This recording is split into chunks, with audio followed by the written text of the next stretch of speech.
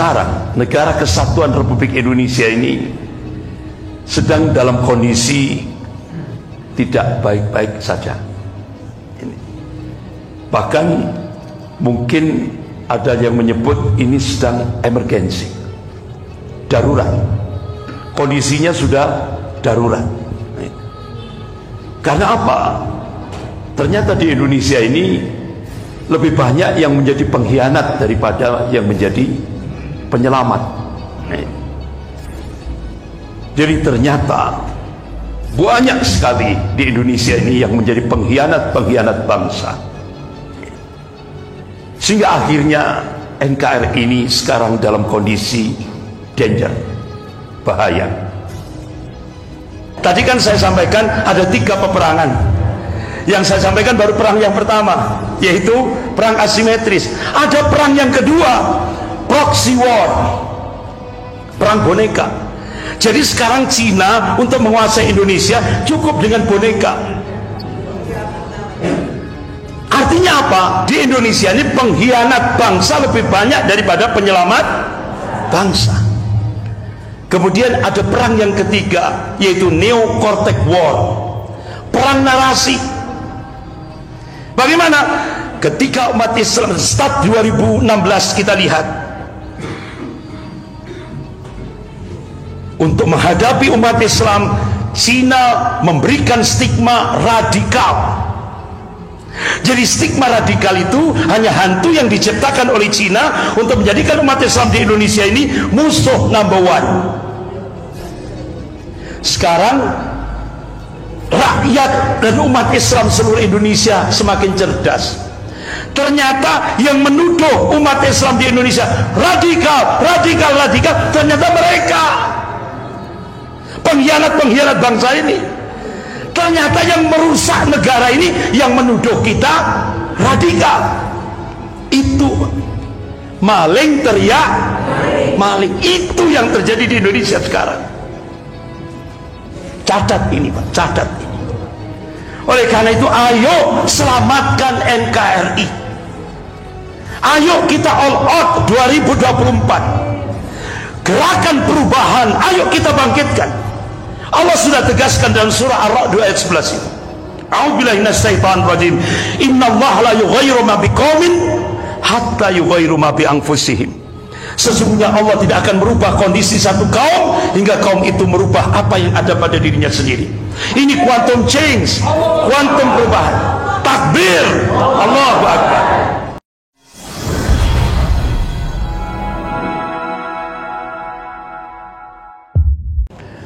Asyhadu an la ilaha illallah wahdahu la syarika lah wa asyhadu anna Muhammadan abduhu wa rasuluh.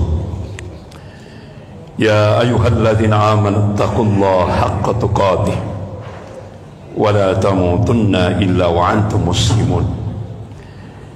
Ya ayyuhan nasu taqu rabbakum alladzi khalaqakum min nafsin wahidah wa khalaqa minha zawjaha wa batha minhuma rijalan katsiran wa nisaa'a wattaqullaha alladzi tas'aluna bihi wal arham innallaha kana 'alaikum raqiba.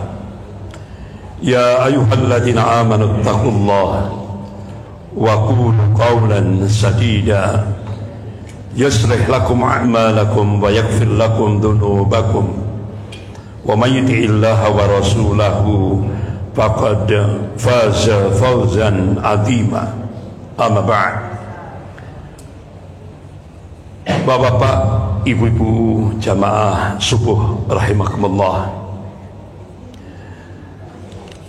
Pada pagi hari ini saya ingin menyampaikan masalah ummah, problematika umat kontemporer atau kekinian, tapi dari sudut pandang historis, sejarah.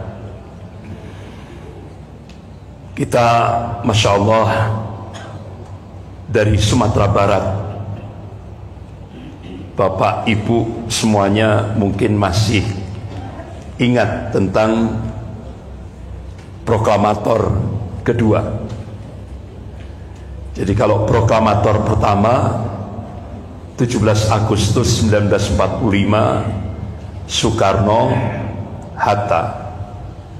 Tapi proklamator kedua 17 Agustus 1950 itu dari Sumatera Barat.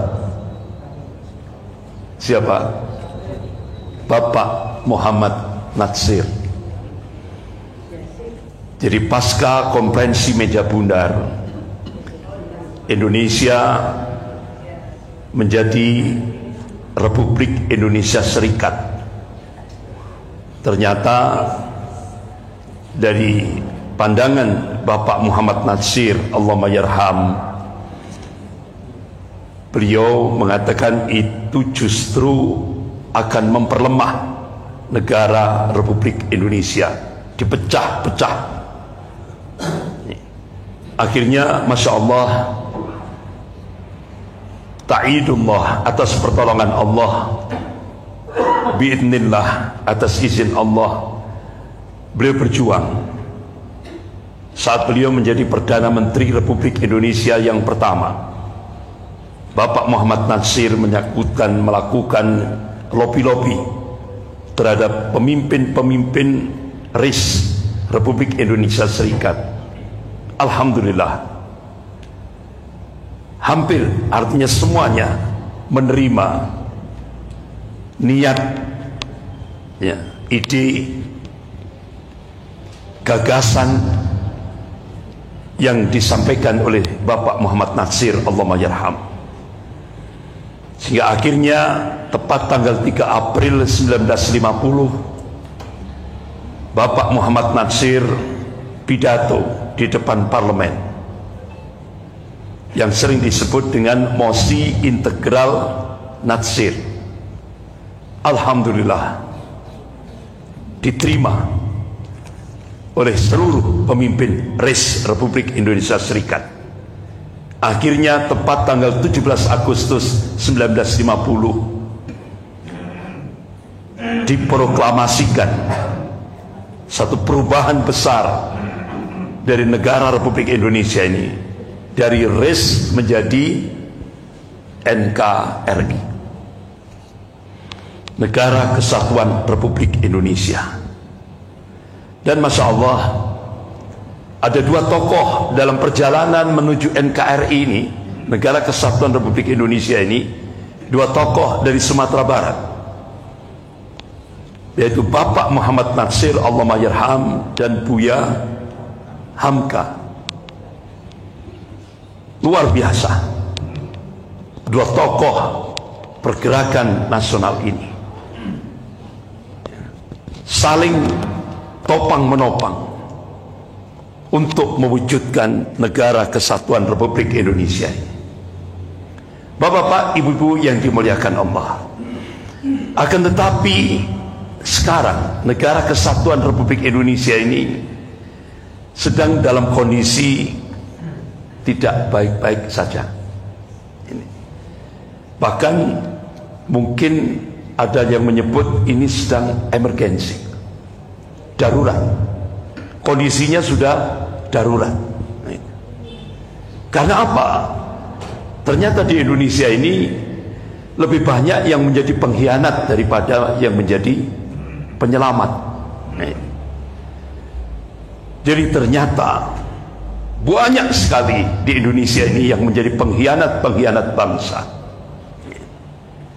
Sehingga akhirnya NKRI ini sekarang dalam kondisi danger, bahaya.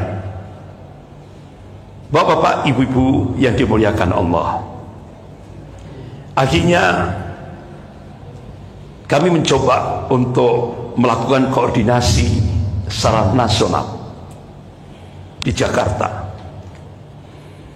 Alhamdulillah, kita bersyukur. Ternyata masih banyak tokoh-tokoh bangsa, terutama tokoh-tokoh ulama di Indonesia, yang bersama-sama ayo bangun selamatkan Negara Kesatuan Republik Indonesia. Sehingga waktu itu ketika saya hadir dalam pertemuan nasional itu, di depan saya banyak tokoh-tokoh ulama yang sangat berpengaruh di Indonesia. Kemudian di samping kanan saya ada pakar hukum tata negara, yaitu Profesor Refli Harun. Ada juga pakar hukum pidana dan beberapa pakar-pakar hukum yang lain.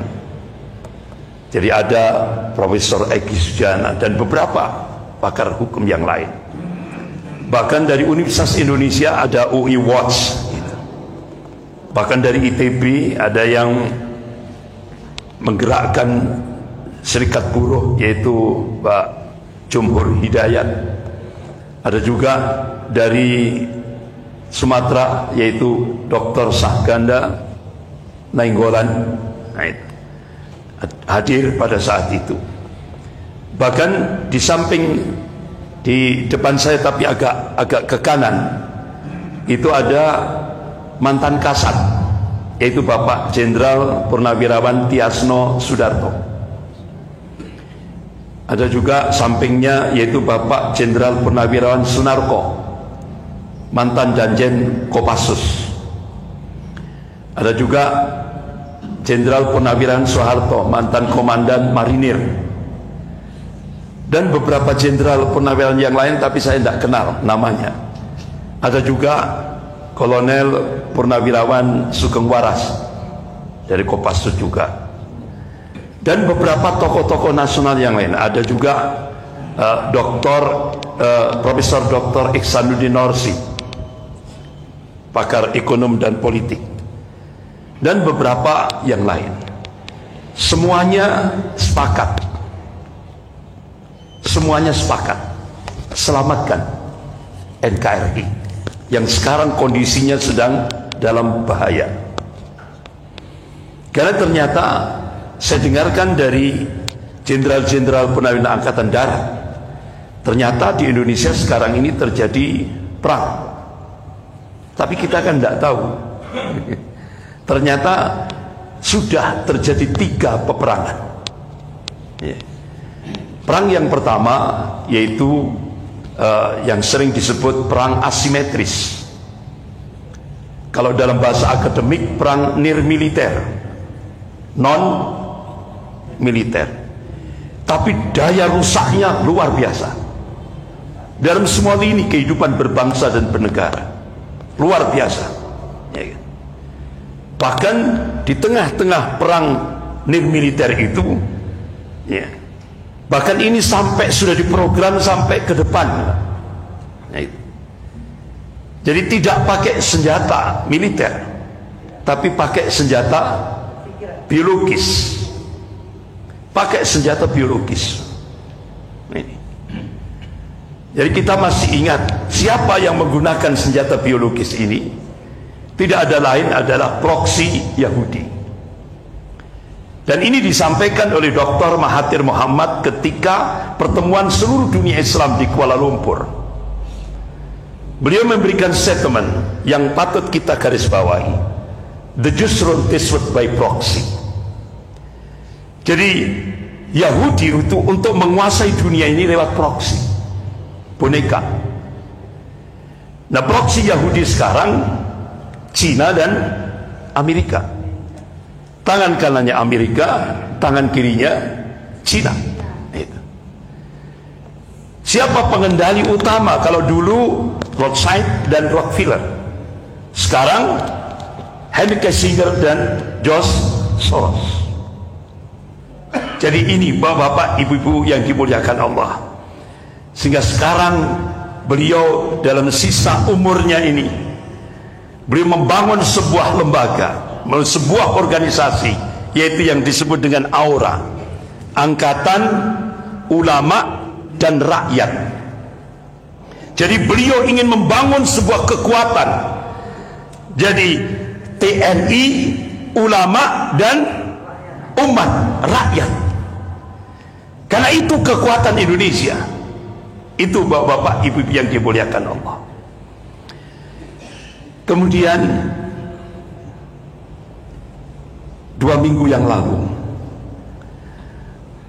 saya qadarullah ditemukan oleh seorang mantan Panglima TNI, yaitu Bapak Jenderal Purnawiawan Gatot Nurmantio.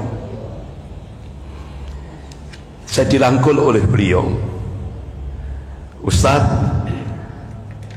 alhamdulillah saya selama ini ngikuti ceramah-ceramah Ustadz di YouTube. Jadi alhamdulillah beliau ternyata mengikuti ceramah-ceramah saya di YouTube, di channel YouTube. Dan alhamdulillah beliau menyampaikan tentang kondisi Indonesia kekinian. Benar-benar saya benar-benar cukup kaget sekali, karena beliau mantan Panglima TNI. Saya kira tahu kondisi yang real di Indonesia ini. Benar-benar kalau dalam pandangan saya ini sangat mengerikan. Tapi saya nggak boleh menyampaikan di publik. Jadi cukup saya sendiri saja yang mendengarkan itu. Itulah kondisinya. Jadi intinya terakhir dari beberapa pertemuan-pertemuan itu tadi, saya mengambil kesimpulan, ayo selamatkan negara kesatuan Republik Indonesia ini. Waktu itu saya diberikan kesempatan 5 menit untuk menyampaikan bagaimana solusi menurut pandangan din agama. Saya waktu itu saya sampaikan salah satu dari prolog yang dari waktu 5 menit itu, saya sampaikan ini kondisi Indonesia kekinian itu tidak lepas dari sejarah. Karena apa? Allah ingatkan dalam surah Al-Fat ayat 23, A'udzubillahi minasyaitonir rajim, sunnatullahi allati qad khalat min qabl wa lan tajida sunnahi tabdila. Jadi sunnatullah itu sudah berlaku sejak dulu, kata Allah, dan kalian tidak akan pernah menemukan, melihat perubahan akan sunatullah itu. Artinya apa? Bapak-bapak, ibu yang dimuliakan Allah, Allah subhanahu wa ta'ala yang menciptakan alam jagat raya ini, Allah subhanahu wa ta'ala yang menguasai rotasi alam jagat raya ini, Allah subhanahu wa ta'ala yang meninggikan langit tanpa tiang ini, mengabarkan sejarah akan berulang. Yang membedakan adalah warna dan kualitasnya. Oleh karena itu di hadapan beberapa tokoh-tokoh ulama, tokoh-tokoh nasional, bahkan juga dari Jenderal Purnawiran Angkatan Darat tadi, saya sampaikan kalau dulu ABRI dan umat Islam bersatu melawan komunis, insya Allah ke depan umat Islam dan TNI bersatu untuk menghadapi komunis gaya baru. Sejarah akan berulang. Kenapa? Kalau dulu ABRI dan umat Islam, karena ABRI masih eksis. Kalau sekarang, kenapa saya sebutkan umat Islam dan TNI? Kenapa kalau umat Islam dulu? Karena TNI sudah dikunci dengan Undang-Undang nomor 34 tahun 2004. TNI sudah tidak boleh lagi masuk wilayah sosial politik, harus balik ke barat. Sehingga benar-benar TNI benar-benar dimarginalkan, dipinggirkan dalam kehidupan berbangsa dan bernegara. Bahkan bapak-bapak, ibu-ibu yang dimuliakan Allah, juga kita lihat, kalau dulu Kopassus itu ranking 3 tingkat dunia, kekuatan militer seluruh dunia, itu Kopassus ranking 3, sekarang anjlok, sudah tidak diperhitungkan lagi. Bahkan bapak-bapak, ibu yang dimuliakan Allah, perbandingannya sekarang TNI Polri itu 1:3, TNI-nya 1, Polri-nya 3. Begitu juga anggarannya TNI 1 itu dibagi 5, Polri 3. Sehingga senjata yang tercanggih itu sekarang bukan milik TNI tapi milik Polri. Inilah kondisi. Oleh karena itu, kenapa mantan Panglima TNI yaitu Bapak Jenderal Purnawiran Gatot Nurmantio, beliau mengatakan benteng terakhir negara kesatuan Republik Indonesia ini adalah umat Islam. Makanya tadi kan saya sampaikan, insya Allah sejarah akan berulang. Umat Islam dan TNI akan memperkuat, artinya istilahnya menyelamatkan Indonesia, negara kesatuan Republik Indonesia ini dari komunis gaya baru. Sebagaimana Profesor Salim Said,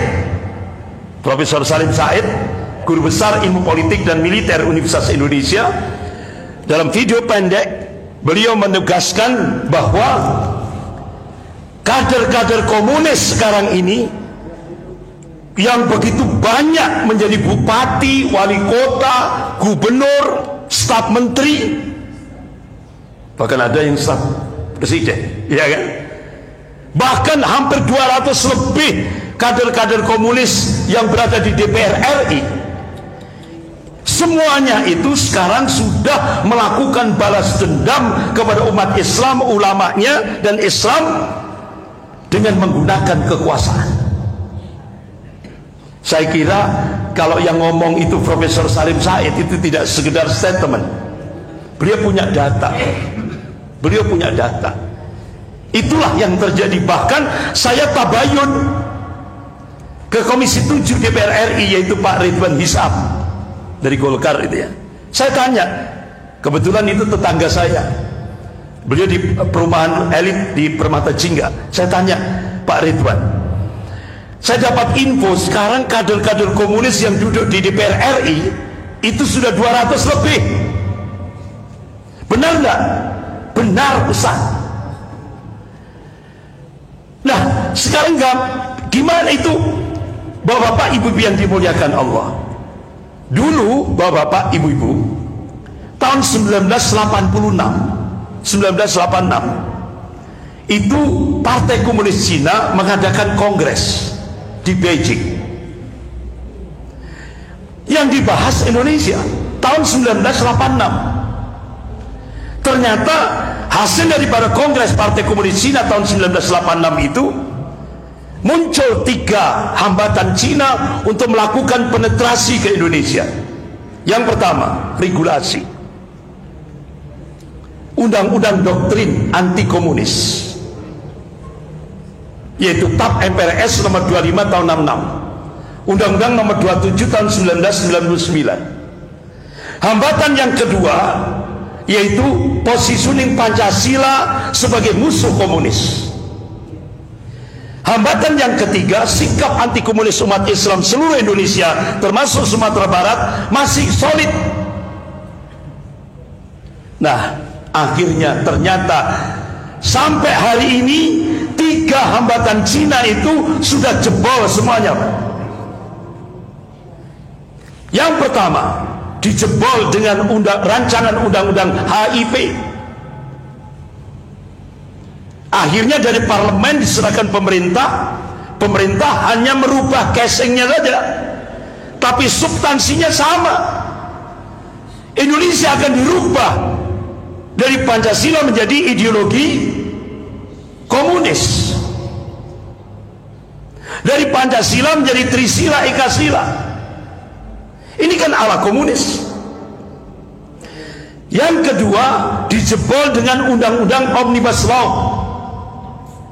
Coba, salah satu dari undang-undang Omnibus Law, rancangan undang-undang kesehatan. Sudah, kita tidak lagi punya kedaulatan sebagai sebuah negara yang merdeka dan berdaulat. Sudah enggak? Padahal ya Allah, dari Sumatera Barat saat Indonesia dibombardir, ibu kota negara Jogja dibombardir, agresi Belanda kedua. Dari Sumatera Barat, dari Bukit Tinggi, yaitu Bapak Safruddin Prawira Negara, beliau mendapat amanah, akhirnya diproklamasikan menjadi Presiden Darurat Republik Indonesia. Karena Presiden Soekarno, Wakil Presiden Bung Hatta, kabinet semua menteri ditangkap oleh penjajah Belanda, diasingkan. Masya Allah, dari rumah beliau Bapak Safruddin Prawira Negara, alhamdulillah atas pertolongan Allah, berhasil menyelamatkan negara kesatuan Republik Indonesia ini dalam percaturan politik dunia, sampai nembus ke PBB di New York. Tapi itulah adab seorang ulama dari Bukit Tinggi, Sumatera Barat. setelah amanah itu diterima dan beliau benar-benar ingin menyelamatkan Indonesia dalam waktu 8 bulan, alhamdulillah Indonesia kondusif. Setelah Indonesia kondusif, Masya Allah, Bapak Safruddin Prawira Negara berangkat ke Jogja menemui Soekarno, didampingi oleh Panglima Besar Jenderal Sudirman, menyerahkan kembali jabatan presiden itu kepada Soekarno. Inilah adab akhlak seorang ulama. Beda sekarang kan, kalah bisa jadi menang. Bahkan sampai politisi Jepang itu, iya kan, polisi Jepang itu sampai geleng-geleng, sak dunia ini cuma ada di Indonesia. Sak dunia ini cuma ada di Indonesia, kalah tapi bisa menang. Aneh kan? Angkanya kalah tapi bisa menang. Bahkan sampai polisi di Jepang ini sempat viral di medsos itu. Dia pidato di depan parlemen dunia. Dia katakan, kalau Eropa, negara-negara barat, pasca pemilu gitu ya, pasca demokrasi, pasca pemilu demokrasi, itu sehitungan jam diumumkan siapa pemenangnya. Nah kalau di Indonesia enggak, sekian bulan sebelum pemilu siapa yang akan jadi presiden sudah tahu duluan, siapa yang menang sudah tahu duluan sekian bulan sebelum pemilu. Astagfirullah. Jadi ternyata seluruh dunia itu cuma ada di Indonesia. Ini benar-benar jadi sorotan dunia. Kita malu. Yaitu Bapak-bapak, ibu-ibu yang dimuliakan Allah. Nah, apa yang saya sampaikan ini tidak lepas daripada sejarah.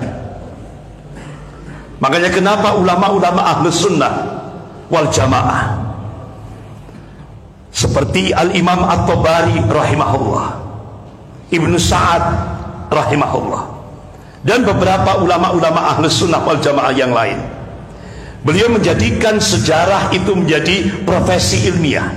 Kenapa? Kalau kita ingin menganalisis kondisi kekinian, ulama-ulama Ahlus Sunnah memberikan satu pandangan. Kita harus setback, buka sejarah. Insya Allah analisis kita akan menyeluruh, totalitas, tidak parsial. Itulah makanya kenapa bapak-bapak ibu yang dimuliakan Allah, ada salah satu ulama kita yaitu Ibnu Khaldun rahimahullah, kitab yang ditulis oleh beliau, kitab Al-Muqaddimah, itu menjadi rujukan dunia Islam dan dunia Barat. Kenapa dunia Barat sampai menjadikan kitab Al-Muqaddimah yang ditulis oleh Ibnu Khaldun menjadi rujukan? Karena ternyata analisisnya tajam sekali. Di samping beliau buka sejarah, beliau ditambah dengan fikih waqi'iyah, realitas kondisi kehidupan berbangsa dan bernegara seluruh dunia. Makanya kitab yang ditulis beliau menjadi rujukan dunia Islam dan dunia Barat. Nah, bapak-bapak, coba apa yang terjadi di Indonesia sekarang itu tidak lepas daripada sejarah masa lalu. Ternyata ada genealogi paham pergerakan dan paham politik di Indonesia pada masa penjajahan Belanda. Ternyata bapak-bapak ibu yang dimuliakan Allah, apa yang diingatkan oleh Allah dan Rasulnya terjadi. As-sirah bainal haq wal batil. Pertarungan antara al-haq dan batil itu senantiasa ada ila yaumil kiamah. Jadi pertarungan ideologis antara umat Islam, komunis, nasionalis sekuler, Kristiani radikal, itu mulai dulu sampai sekarang tetap berlangsung.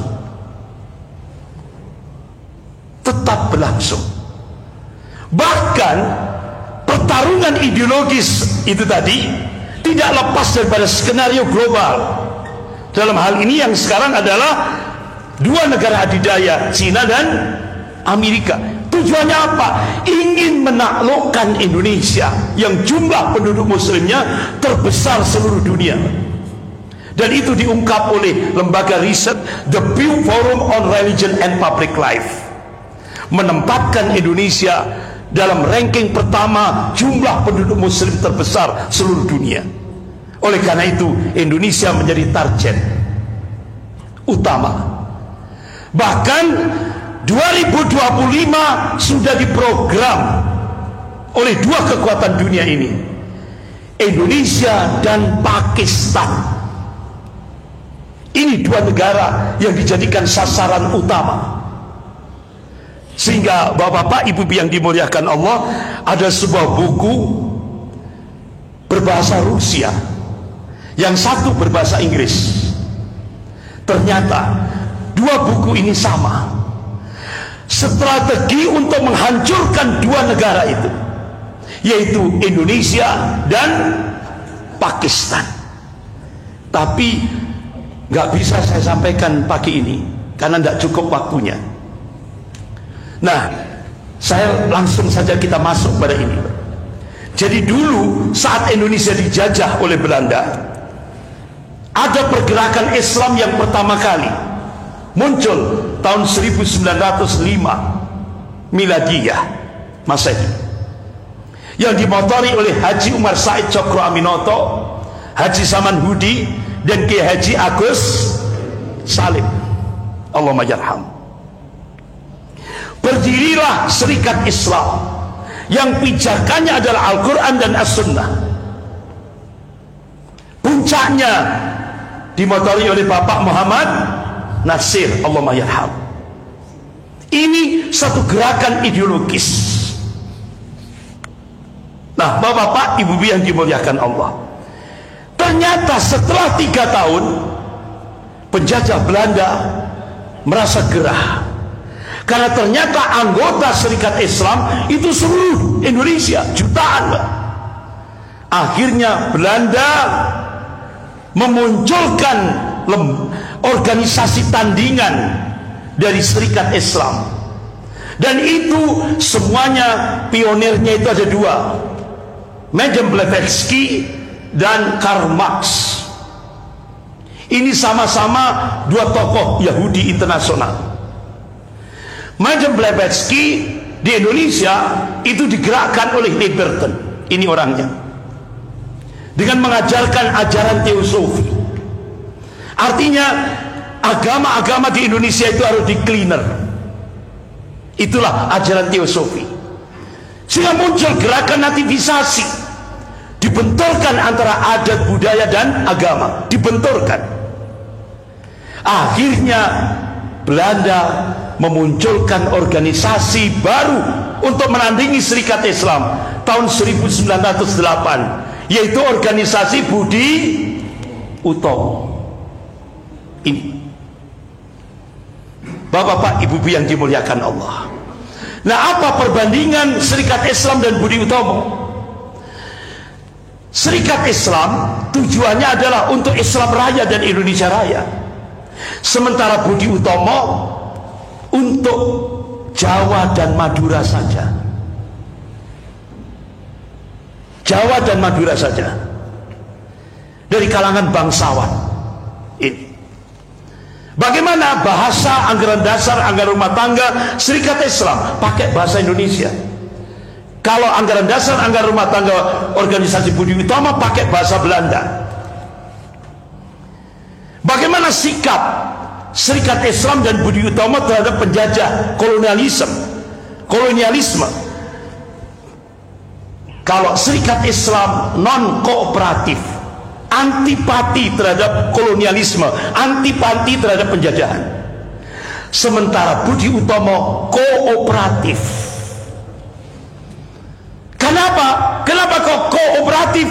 Karena semua pengurus Budi Utomo itu pegawai yang digaji oleh penjajah Belanda. Apa bapak-bapak, ibu-ibu sering menyebut amtenar,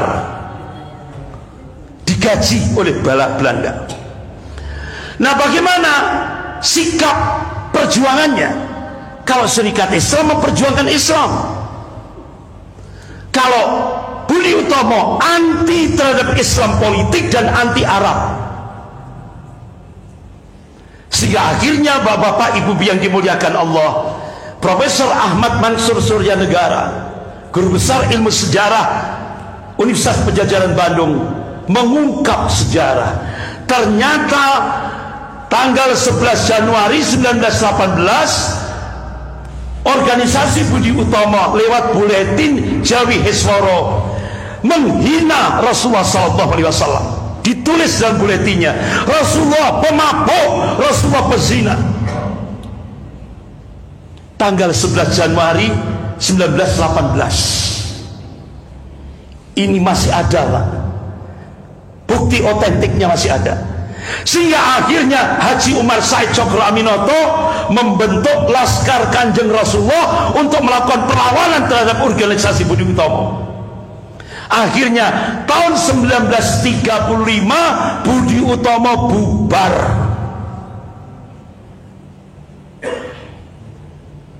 Tapi anehnya, Pak, bubar kan 1935. Anehnya yang diperingati umat Islam se-Indonesia termasuk Sumatera Barat bukan Serikat Islam. Tiap tahun, tiap tanggal 20 Mei yang diperingati Budi, bukan Serikat. Padahal Rasulullah mengingatkan, kalau Rasulullah SAW, la yu'minu ahadukum hatta akuna ahabba ilaihi min walidihi wa waladihi wan nasi ajma'in. Ini hadis sahih riwayat Bukhari wa Muslim.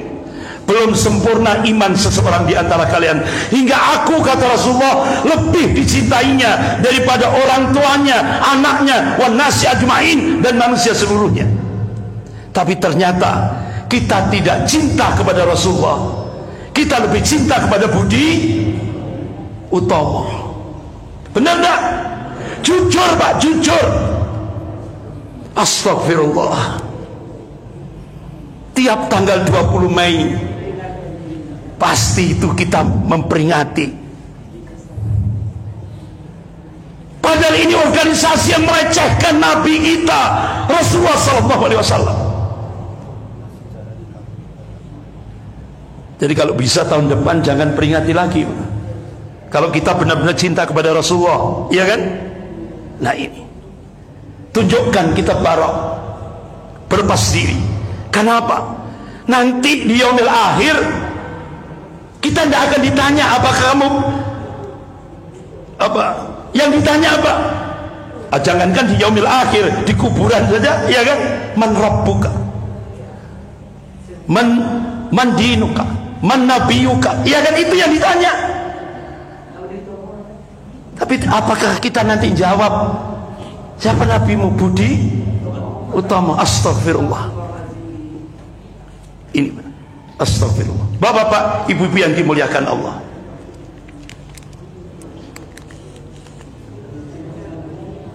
nah akhirnya alhamdulillah kalangan muda Indonesia tepat tanggal 27 dan 28 Oktober 1928 di Jakarta, semua kalangan muda Indonesia, pemuda Indonesia sepakat. Ini kan bahasa ejaan lama itu. Karena ini teks aslinya. Kami putra dan putri Indonesia mengaku bertumpah darah yang satu, tanah Indonesia. Kami putra dan putri Indonesia mengaku berbangsa yang satu, bangsa Indonesia. Kami putra dan putri Indonesia menjunjung bahasa persatuan, bahasa Indonesia. Alhamdulillah, kalangan muda eksis. Sehingga akhirnya Bapak Muhammad Nasir dari Sumatera Barat, beliau tokoh masyumi. Karena waktu itu Hadratus Syekh Hasyim Asy'ari dan KJ Ahmad Dahlan, artinya Muhammadiyah dan NU bersatu memunculkan Masyumi, partai Islam yang satu. Waktu itu Bapak Muhammad Nasir Beliau ini sejarah yang tidak bisa dirubah, Pak. Ini salah satu tonggak penting ketika terjadi perdebatan ilmiah antara Bapak Muhammad Natsir dari Sumatera Barat dengan Soekarno, Presiden pertama Republik Indonesia, dalam wacana konsep negara. Perdebatan ilmiah. Pak Natsir menegaskan Islam tidak dapat dipisahkan dari negara, karena urusan kenegaraan pada prinsipnya merupakan bagian yang terintegrasi dengan risalah Islam. Negara adalah sekumpulan orang yang bersatu dalam satu teritorial, menyepakati hidup bersama dan mengelola wilayah tersebut. Sebab itu negara juga menjadi soal yang tidak dapat dipisahkan dari Al-Quran. Akhirnya Bapak Muhammad Natsir mengutip nas Al-Quran, surah Ad-Dzariyat ayat 56. A'udzubillahi minasyaitonir rajim. Wa ma khalaqtul jinna wal insa illa liya'budun. Tidaklah kuciptakan jin dan manusia ini kecuali untuk beribadah kepada Allah, untuk mentauhidkan Allah. Ini akhirnya dari bertitik tolak dari dasar ideologi Islam ini, Bapak Muhammad Natsir menegaskan cita-cita hidup seorang muslim di dunia ini adalah hanyalah ingin menjadi Abdullah, hambanya Allah, dan ingin mendapatkan kemuliaan fid dunya wal akhirah. Itu ditegaskan oleh Pak Natsir. Tapi ternyata Soekarno menolak. Soekarno lebih terbius oleh pemikiran Mustafa Kemal Atatürk, sehingga Soekarno menolak Islam sebagai dasar negara. Inilah sudah mulai terjadi antara Pak Natsir dan Soekarno. Bapak-bapak, ibu yang dimuliakan Allah, bahkan Pak Natsir menyatakan Mustafa Kemal Atatürk itu sebagai pegundal Zionis Yahudi. Nah, bapak-bapak, ibu yang dimuliakan Allah, inilah masa-masa emas antara Muhammadiyah dan NU yang dimotori oleh Hadratus Syekh Hasyim Asy'ari rahimahullah dan Kiai Haji Ahmad Dahlan. Beliau satu guru, gurunya satu. Akhirnya Hadratus Syekh Hasyim Asy'ari dan Kiai Haji Ahmad Dahlan bagi tugas. Kiai Haji Ahmad Dahlan lebih banyak mendakwahkan Islam di daerah perkotaan. Kiai Haji Hasyim Asy'ari lebih banyak mendakwahkan Islam ke daerah pedesaan. Bagi tugas. Akhirnya dalam pergerakan itu akhirnya memunculkan satu partai Islam, yaitu Masyumi. Ini kertasnya sudah lusuh. Jadi ini kertas lama ini. Ya, inilah tokoh-tokoh Masyumi. Nah, bapak-bapak, ibu-ibu yang dimuliakan Allah, akhirnya kembali kepada ini tadi. Puncaknya gerakan yang dimotori oleh Madam Blavatsky ini, yaitu puncaknya dimotori oleh Presiden Soekarno sebagai pimpinan Partai Nasionalis Indonesia, PNI. Tidak tahunya di sela muncul ini, ternyata di Indonesia muncul lagi yang dimotori oleh Karl Marx. Yang menggerakkan di Indonesia yaitu Snevit lewat ISDV pada saat penjajahan Belanda. Dan gerakan pertentangan kelas sosial ini digerakkan di Indonesia. Puncaknya dimotori oleh DNID. Dari mana? Sumatera Barat. Jadi dari Sumatera Barat juga. Ini DNID. Nah, tahun 1950 ternyata antara Soekarno dan DNID punya kesamaan. Ada perselingkuhan. Ya, ada perselingkuhan. Sehingga akhirnya bapak-bapak, ibu yang dimuliakan Allah, muncullah duet pemimpin nasional, Soekarno dan DNID. Pertanyaannya, kemana Bung Hatta? Bung Hatta mufarokoh, berlepas diri dari ideologi komunis, lepas. Akhirnya terjadi duet nasional, bahkan yang dijadikan pijakan adalah Pancasila satu Juni, bukan Pancasila Konstitusi 18 Agustus 1945, tapi Pancasila 1 Juni. Jadi Pancasila 1 Juni itu Pancasilanya komunis. Ini sejarah. Sehingga waktu itu Soekarno dan DN Aidit pidato, suburlah PKI. Ini bukunya masih ada ini. Ini arsip negara, bisa dikopi. Soekarno di depan jutaan PKI, anggota PKI. Ini di Gelora Bung Karno, ya kan? Kalau sekarang GBK, ya kan, GBK. Itu Soekarno dan DN Aidit pidato. Suburlah PKI. Ini jaya-jayanya PKI. Bahkan baliho-baliho besar itu di Jakarta, itu gambarnya Karl Marx, Friedrich Engels, Soekarno dan DN Aidit.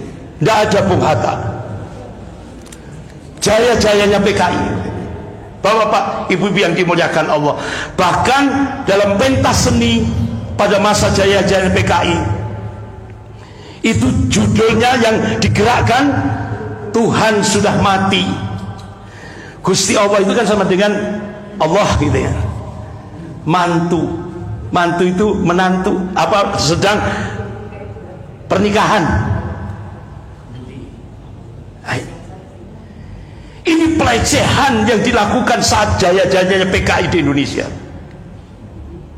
Bahkan menyebut umat Islam dan Rasulullah, ngolok-ngolok Rasulullah dan umat Islam kadrun, kadal gurun. Nah, saya tanya, kira-kira sejarah berulang enggak? Berulang. Allah tetapkan dalam surah Al-Fat ayat 23 itu, sejarah akan berulang. Sekarang dasar negara berulang enggak 1 Juni? Berulang 1 Juni. Kalau dulu zaman DN Aidit ada revolusi mental, sekarang revolusi mental. Sejarah berulang, yang membedakan itu warna dan kualitasnya. Ini bapak-bapak, ibu-ibu yang dimuliakan Allah, revolusi mental. Jadi kata DN Aidit, agama adalah candu. Agama adalah candu. Revolusi mental tidak akan pernah berhasil bila rakyat dijauhkan dari agama. Sudah enggak di Indonesia? Sudah. 2016 Ketua Dewan Pembinaan Ideologi Pancasila memberikan statement, agama musuh terbesar Pancasila, agama musuh negara. Start 2016 sampai sekarang. Makanya Pak, Bu, hati-hati, jangan dekat dengan ustadz, jangan dekat dengan ulama. Sekarang loh Pak, nggak akan naik pangkat, nggak akan naik jabatan. Ini contoh ini tren Pak. Karena apa? Tadi kan sudah agama musuh negara. Kalau dulu musuh Pancasila adalah PKI, penista agama. Sekarang enggak. Yang jadi musuh agama, penista agama dilindungi oleh negara, digaji oleh negara. Bahkan Dr. Rizal Ramli mulai 2014 sampai sekarang itu negara menggaji penista-penista Islam itu 1,29 triliun mulai tahun 2014. Diambil dari pajaknya umat Islam, termasuk pajaknya dari Sumatera Barat. Astagfirullah. Itulah yang terjadi sekarang. Makanya bapak-bapak, ibu yang dimuliakan Allah, tadi kan saya sampaikan ada 3 peperangan. Yang saya sampaikan baru perang yang pertama, yaitu perang asimetris. Ada perang yang kedua, proxy war, perang boneka. Jadi sekarang Cina untuk menguasai Indonesia cukup dengan boneka. Artinya apa? Di Indonesia ini pengkhianat bangsa lebih banyak daripada penyelamat bangsa. Kemudian ada perang yang ketiga, yaitu Neo Cortex War, perang narasi. Bagaimana? Ketika umat Islam start 2016, kita lihat Untuk menghadapi umat Islam, Cina memberikan stigma radikal. Jadi stigma radikal itu hanya hantu yang diciptakan oleh Cina untuk menjadikan umat Islam di Indonesia ini musuh number one. Sekarang rakyat dan umat Islam seluruh Indonesia semakin cerdas. Ternyata yang menuduh umat Islam di Indonesia radikal, ternyata mereka pengkhianat bangsa ini. Ternyata yang merusak negara ini yang menuduh kita radikal. Itu maling teriak maling. Itu yang terjadi di Indonesia sekarang. Nah, sekarang sudah mulai cerdas kan umat Islam? Dirubah sekarang. Perang narasinya apa? Menggunakan corong. Pondok pesantren Az-Zaitun di Indramayu. Corongnya itu sekarang Neo Cortex War, perang narasi. Padahal kan sudah jelas kan, Panji Gumilang sudah menyatakan saya komunis, ya kan? Dia menyatakan komunis. Dia lecehkan Allah, dia lecehkan Rasulullah, dia lecehkan Al-Quran, dia lecehkan Islam, dia lecehkan ulama. Bahkan ketua MUI ketika rapat ditembak sampai kacanya pecah. Ternyata yang nembak digaji 200 juta untuk menggoncang kantor MUI pusat di Jakarta, karena waktu itu sedang rapat. Sampai seperti itu mereka. Nah, oleh karena itu bapak-bapak, ibu-ibu yang dimuliakan Allah, inilah yang terjadi. Makanya pada saat Sudirman ini anggota Politbiro PKI zaman DNAID, di pledoi sidang pengadilan dia katakan, jika saya mati sudah tentu bukannya berarti PKI ikut mati bersama kematian saya. Tidak, sama sekali tidak. Walaupun PKI sekarang sedang rusak berkeping-keping, saya tetap yakin bahwa ini hanya bersifat sementara, dan dalam proses sejarah nantinya PKI akan tumbuh kembali. Sebab PKI adalah anak zaman yang dilahirkan oleh zaman. Ternyata cita-citanya sekarang sudah tercapai. Ini loh. Dan Bapak Ibu tolong ini dicatat.